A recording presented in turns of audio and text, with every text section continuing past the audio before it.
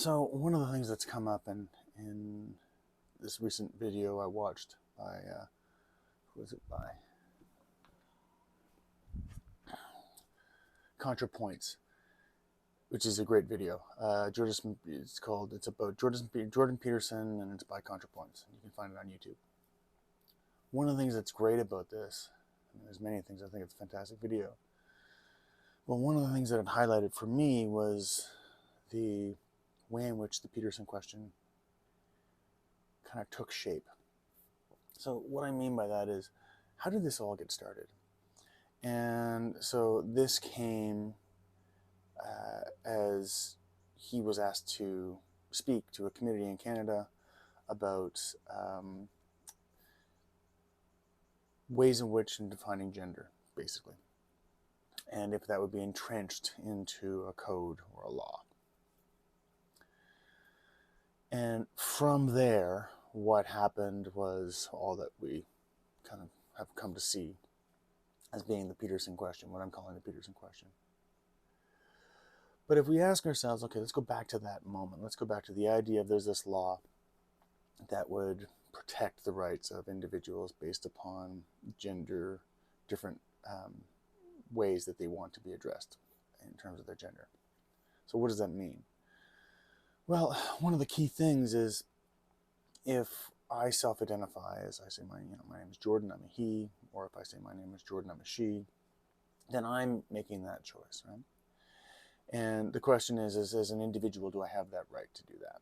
So within a bureaucratic structure, you would say, well, no, what we've done previously is we've defined gender based upon a certain criteria. In this case, we're saying that it's a biological categorization, and so you must adhere to the biological categorization of gender. Now, as people are quick to point out, one of the things that's problematic about that is the way in which we understand and conceptualize gender goes far beyond the biological. So the basic criticism, long story short, is if we reduce everybody to their biological function, right, we make them essentially biological machines. If you have, depending on your genitalia, that's what's going to dictate your gender, and everything that follows is predicated upon that, how it's constructed in society, how it's constructed in religion, and so on and so forth. Then we're saying that everything is coming from this kind of chrysalis of the biological truth of our experience. Now, the obvious problem with this is we are not only biological beings. An argument can be made, and many people have made the argument, that we have a biological dimension to our experience, where we have whatever the genitalia is. Yet, as has been discussed by many people, gender in particular, and this follows suit for other things, but gender is constructed within a society. So what makes a man, what makes a woman, what makes female, what makes male, and so on and so forth. And then within the context of mythology, you get into masculine and feminine. So if we just take this as an example, the mythological interpretation of masculine and feminine, are they the same as penis and vagina? Right? So in mythological writings, when they say there's a masculine energy and there's a feminine energy, are we reading that and saying, oh, well, what they mean is there's a penis and energy and there's a vagina energy? That really they're just using kind of different words for this biological state, which is male means penis, female means vagina, or masculine means penis, feminine means vagina. So they're just kind of using different words. And we ask, well, why would you use different words? Why would we have a different word to describe something? So if it is all the same, if all things masculine are penis, and if all things feminine are vagina, why would we have terms like masculine, feminine, he, she, this, that, and the other thing? Why don't we just say penis, vagina? I hope this illustrates a little bit of the absurdity, right, of presuming that our existence is only our penis or our vagina-ness, right? It highlights, at least in some way, the manner in which we use reduction in certain ways to highlight a point that we want to make without really exposing that we're really kind of cherry picking what it is that we like. So what's interesting to me about the Peterson example that was shown in the video was it just kind of hit me. I realized, right, here's a guy who works at a university who's being told there's going to be this new bureaucratic thing that happens in the school, and that he's going to have to do yet again something he doesn't agree with. And why should he have to do that? And so he's going to speak out against it, and that's what his academic freedom offers him. So he's going to speak truth to power as an academic. Now, what's interesting here is, are we starting to confound and conflate his frustration with working in a bureaucratic institution, and educational institutions are bureaucratic institutions, his frustration with being in a bureaucratic institution with the question of gender? I wonder if we're simply talking about a kind of connection of circumstance, right? We're not talking about some profound philosophical insight into the way in which we've all been duped by whatever the group is that wants individuals to self-identify, that wants to protect individual rights based upon self-identification. Oh, there's a car alarm going off here. It's a disaster. Okay, it's off. So I wonder if, oh, actually, here's a good quote, sort of appropriate here. Don't let schooling interfere with your education. Okay, so with that in mind, if a part of Peterson's argument was coming from his role as a professor in a bureaucratic institution and his frustration with what that institution was telling him to do, and the government, by extension, the Canadian government, was telling him to do with what was it, B16, I think, what they were telling him to, or C16, whatever it was, then the issue here is not really an issue of gender. It's an issue of power, right? Now, what's fascinating to me about this is now we're starting to look at, okay, I'm a professor. I don't want to be told what to do. I don't want to be told that this is how I have to operate. This is what I'm supposed to be interested in. This is how I'm supposed to address my students, blah, blah, blah, blah. I want to do what I want to do when I want to do it. And I agree with that. I want to do what I want to do when I want to do it. Ironically, I was in university and a professor said to me once, you know, it's like you want to do whatever you want to do whenever you want to do it. And I looked at him and said, yeah. And I realized in that moment, the difference between myself and this professor was he thought doing that was problematic, and I thought doing that was not problematic. So in this sense, you could say I'm aligning with Peterson.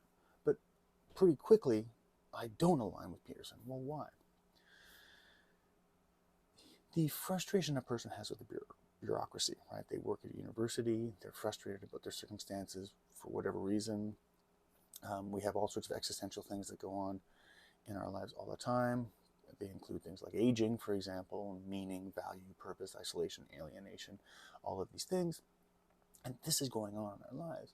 And a bill comes along and a rule and a policy comes along that we have to change something.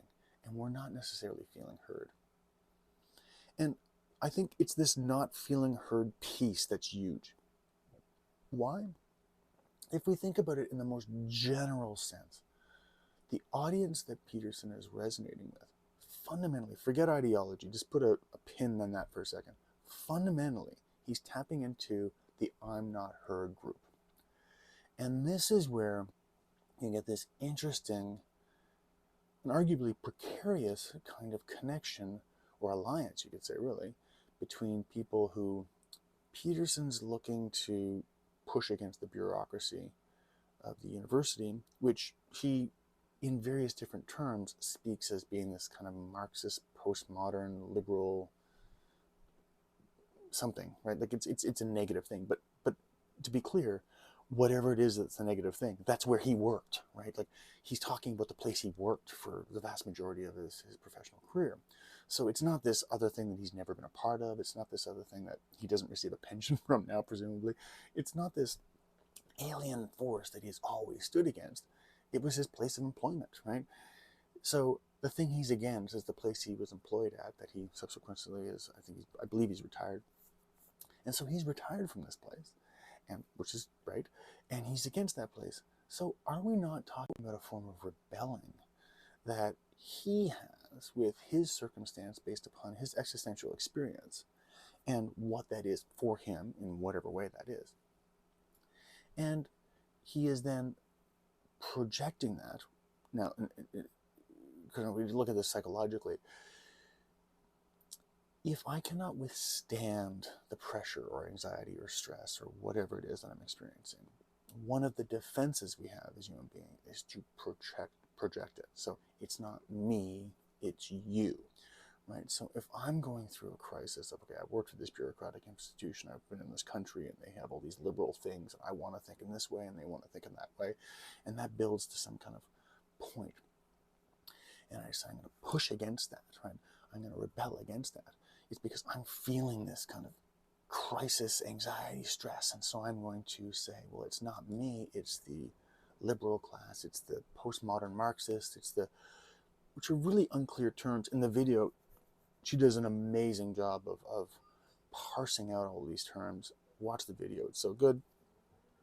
But what's striking about with the Peterson question is it amounts to a kind of boogeyman, right? So the challenge that we're facing is, once we're now going against a boogeyman or a boogie woman or a boogie they, everybody gets to pick their own. So terms like it's the feminists, right? Yes, you can say there's a feminist movement, but we're not in first or second wave feminism. There's a great deal of complexity to feminism. So to just say feminism and to not understand what that means in 2022 is a generalization that would require clarification. And you can say the case is it's similarly the case with race, right? Because, for example, once intersectionality was introduced into the equation, we started to realize, okay, well, it's not just a literally black and white question. There's a question of gender. Now you're getting into, this has been the case for years, but getting into interracial marriages, interracial communities. So in other words, the complexity grows. This is where I'm going to jump to Hegel. What I think is interesting here, and actually, let me grab this. Okay, so this is kind of, I'll read this and then parse it out. Where is it here?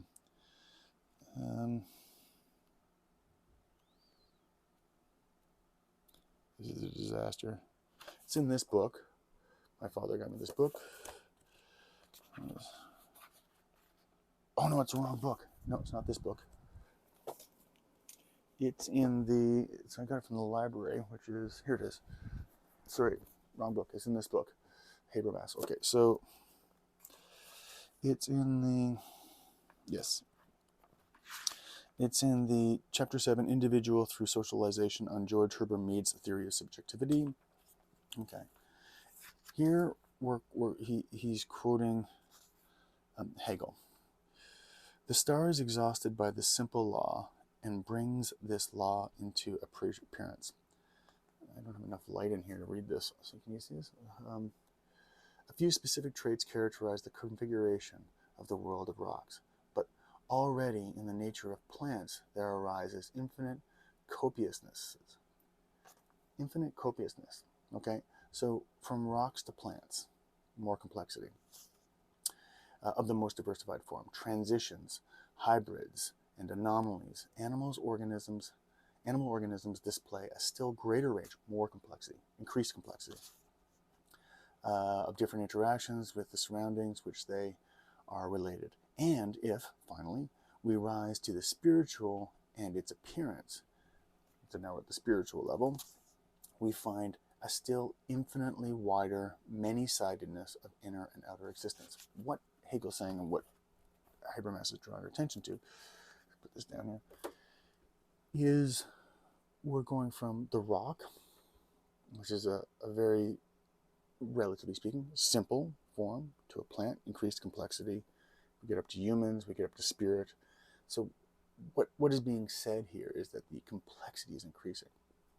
So if we go back to the arguments that are being made about like men are penises, women are vaginas, or masculine is the penis and just means the penis is just, we're adding extra words for no reason.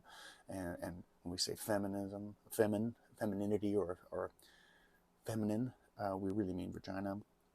That's like saying, okay, well, everything is just a rock, right? It's an oversimplification. And in the video, she talks about this because he has an argument about lobsters and hierarchies and all these kinds of things. There's a whole problem with how hierarchies are used. I mean, one of the major problems with how hierarchies are used is, think of it this way. We don't like other people's ladders, we like our ladders. So it's not that we want to get rid of hierarchies, we just like our ladder better than someone else's ladder. So you'll say to me, oh, Jordan, you know, your hierarchy of the rock to the plant to the person to the spirit, I don't like that. I like the rock hierarchy, and there's gradations within the rock, and we're just matter. There is no such thing as spirit. There is no such thing as the mind. That gets into psychology, and psychology gets into all of these different human desires, and now we're talking about our feelings, and we get into these feelings, and it's like you get lost in the quagmire of your unconscious, which is not really a thing. So essentially they're pushing for the argument, we exist as matter, period, right? So it's from a certain perspective, certainly from my perspective, it's a reductionist argument. What I'm saying is, and what's being said here, Habermas and of course Hegel, is there are levels, and Ken Wilber talks about this, what there are is there's kind of rungs of our evolutionary or experiential consciousness. So we can say that there's a penis and vagina, and there's man and woman. And now as we move more away from the biological and the social, and we get more into the individual, which is a complexity atop the social structure, the cultural structure, that's where we get into the realm that Peterson seems to be struggling with. And going back to him as the guy who works at U of T or worked at U of T and is being told yet again to do different things, now we're seeing, at least in my mind, a sense that there's an individual struggle here, right? There's the struggle of, I don't want to be told what to do, whether it's the bill, the Canadian bill that is going to be then implemented in my school. But notice what that is, right? That is an individual question, right? We're now talking about the dissonance that's going on between the social and cultural and the individual. Right? This is, by definition, a postmodern struggle, right? Because a postmodern struggle is about challenging the grand narratives, or the single narrative of modernity. We're all this, right? We all operate within this binary, we all operate within this structure, and so on and so forth. Postmodernism is saying, whoa.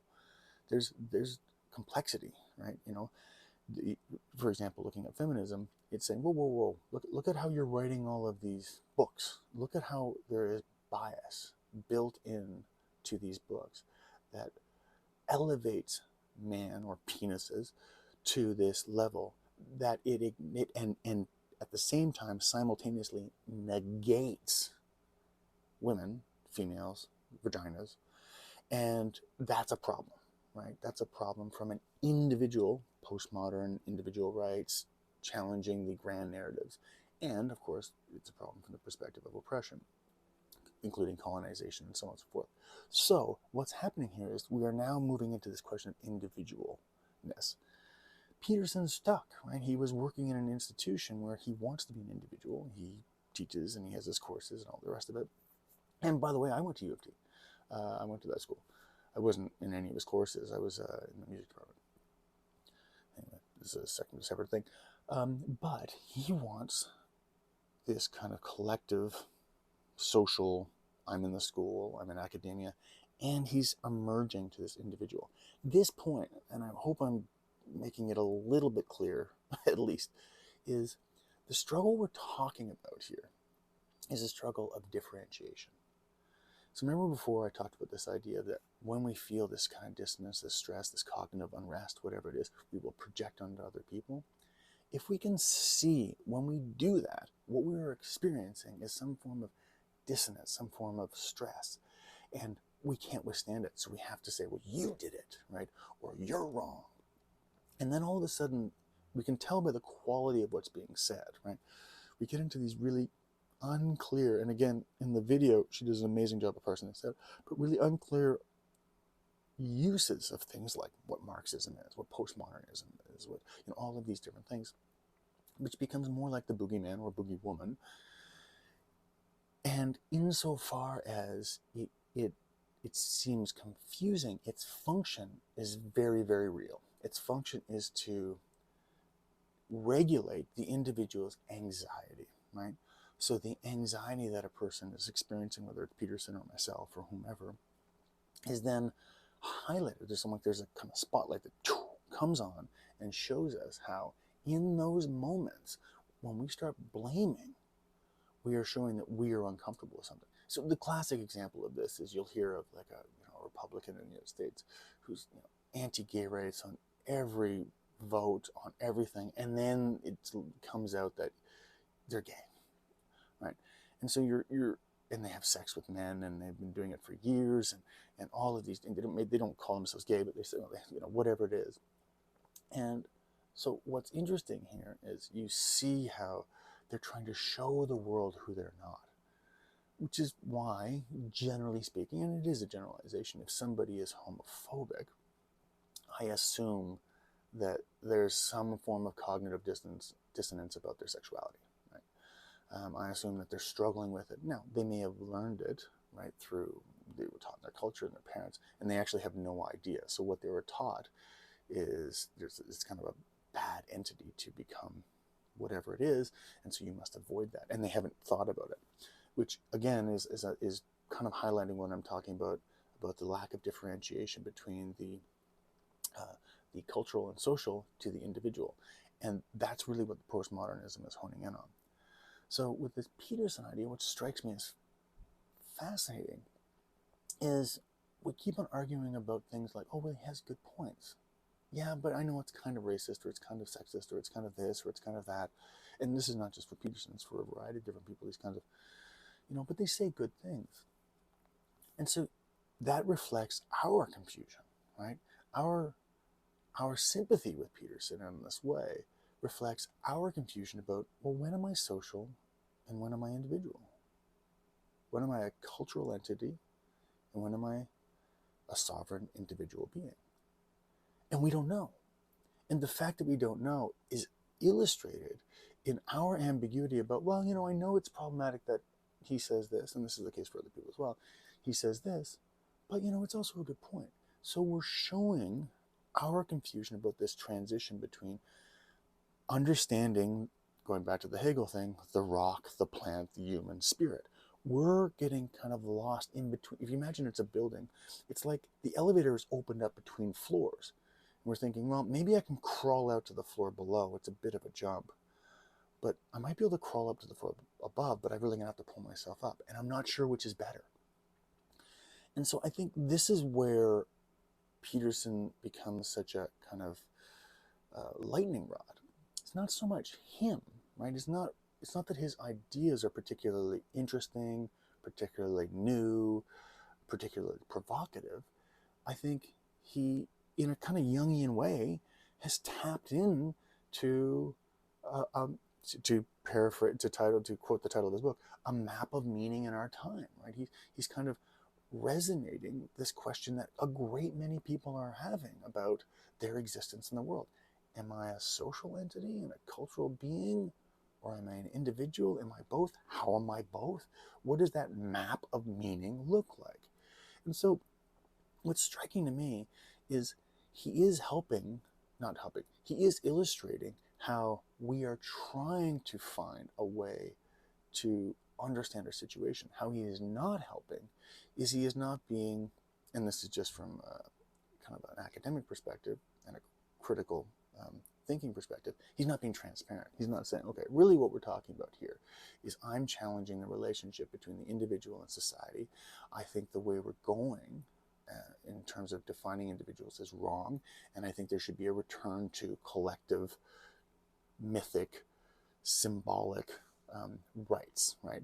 So, and that's where his things about like do good and this is how you raise children and all these kinds of codes of conduct that are supported by mythic and interpretations of mythic and mythological ideas. Again, they're interpretations. That's a whole hermeneutic side of things, but and that's problematic in a bunch of other ways because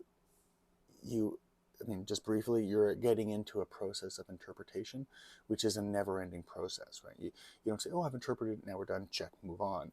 You interpret, and then you interpret, and then you interpret. It's in Eastern philosophy, there's this idea of who's watching the watcher, right? And once you get to that place, then you keep on asking, well, okay, who's watching that watcher? Who's watching that watcher? And it becomes this infinite process. So you keep on digesting, which postmodernism, at least to a certain extent, is trying to articulate, right? Like the example I gave about feminism and the way in which the way in which the construct of feminism was saying, okay, look at these books, look at how men are encoded into our culture. What does that mean? And start to break down the language. Malcolm X talked about this in one of his biographies about learning and being told to really break down the white man's language, really see how encoded in that language is a structure of oppression. In a way, to parallel the Wizard of Oz, to look behind the curtain, right? To see that, oh, there's somebody pulling levers here. And so postmodernism becomes, and she points this out in the video, essentially a form of skepticism, right? And skepticism, as she points out, is not new.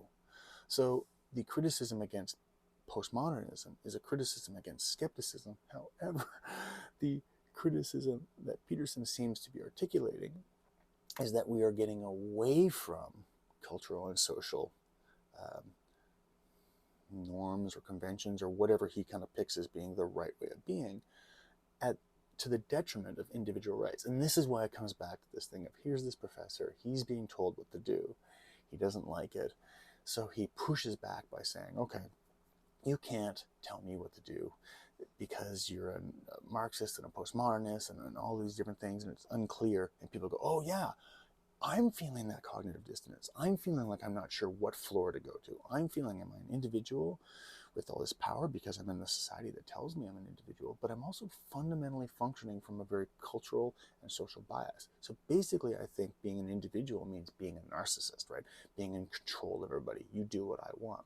And this is a form of a paradoxical alienation. How so? Because what's happening in this process is we are alienating ourselves from the collective by imposing a reality that doesn't allow for the reciprocal relationship, the reciprocal dynamic of what Hegel referred to as spirit, into the dialectical process, which means you have opposites.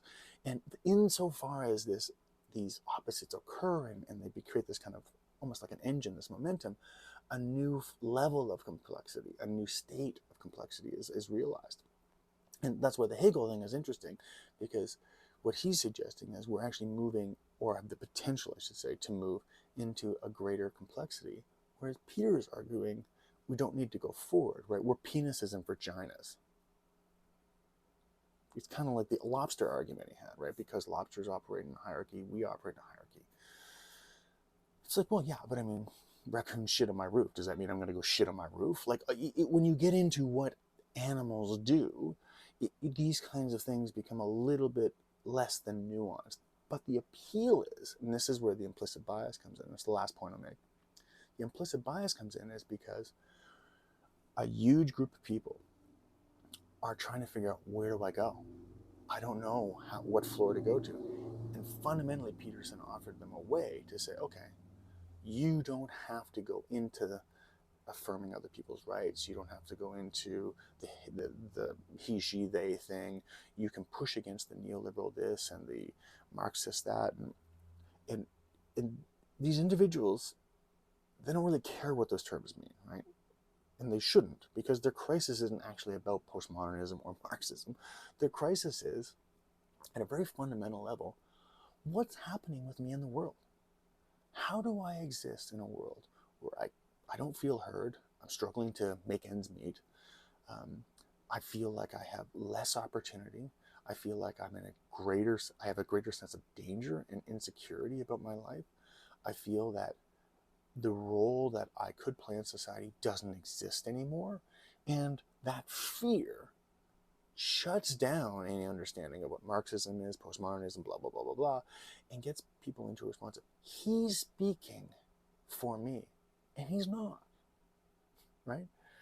I mean, any more than I am. Right? The idea that I'm speaking for you or he's speaking for you is absurd. You have to speak for yourself, right? You have to think for yourself. You have to explore for yourself. You have to decide, where am I in the situation? What kind of person am I going to be?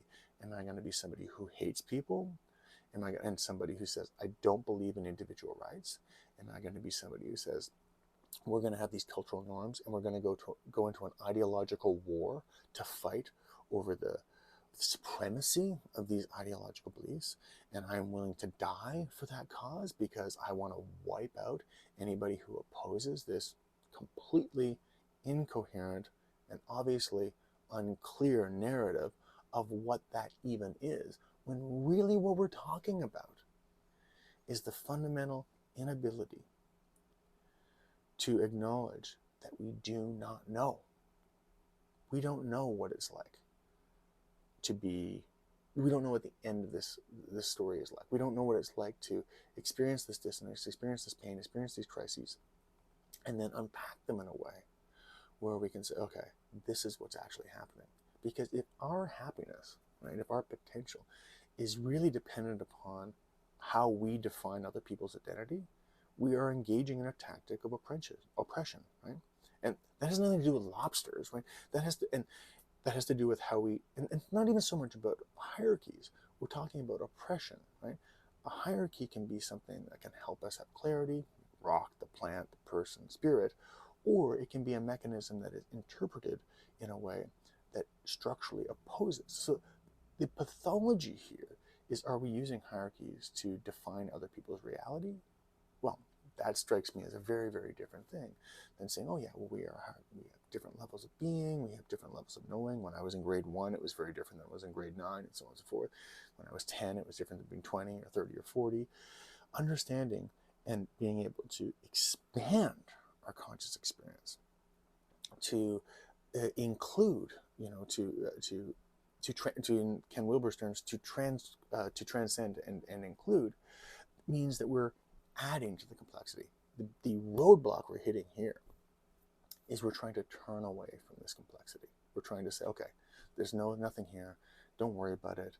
Just hold on to your view. And going back to Peterson, here's a professor who's in a university who's being told yet again that he has to do something in a way that he doesn't want to do it. And I sympathize. I don't like being told things that I don't like. I don't like being told to do things in ways that I don't like doing them. I think we have a very impersonal bureaucracy to a lot of things. And I certainly have days where I've hit my threshold, where I'm like, I just can't deal with this mechanization of the human experience. But that's very, very, very, very different than deciding what somebody else's self-identifies as, what somebody else self-identifies as.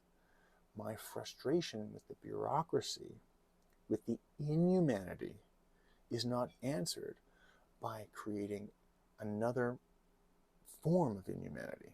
That's not how it works.